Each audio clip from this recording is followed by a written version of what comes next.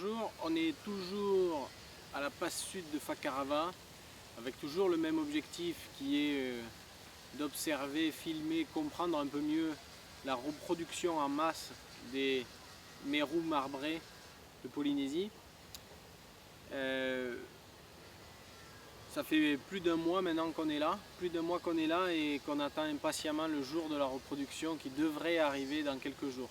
Encore une fois, c'est plusieurs milliers de mérous qui vont se reproduire en même temps le même jour.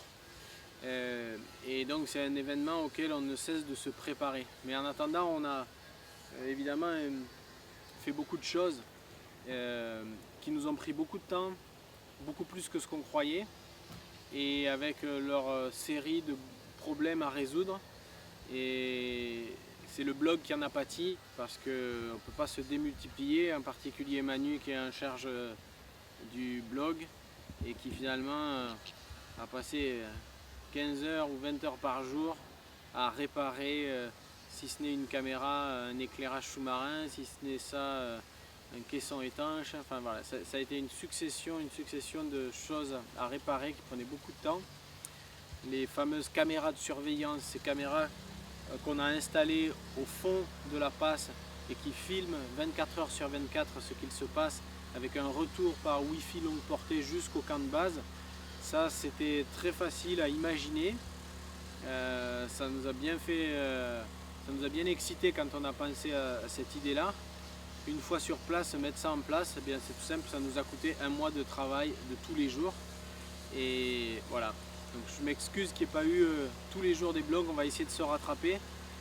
En tout cas, il se passe plein de choses inattendues. Quelque chose auquel on ne s'attendait pas, ce sont les chasses nocturnes des requins. Et je parle bien de chasse nocturne. Tout le monde pense avoir déjà vu des requins en train de se nourrir, parce qu'on a tellement gavé nos documentaires, les documentaires en général, de feeding, c'est-à-dire de nourrissage de requins, qu'on croit connaître comment un requin se nourrit. C'est pas du tout ça. Les chasses naturelles, on les a vues en pleine nuit, des chasses en meute, des chasses à plusieurs. On les a filmées au ralenti même. Et c'est quelque chose de totalement inédit à mon sens. En tout cas ici, ça n'avait jamais été fait.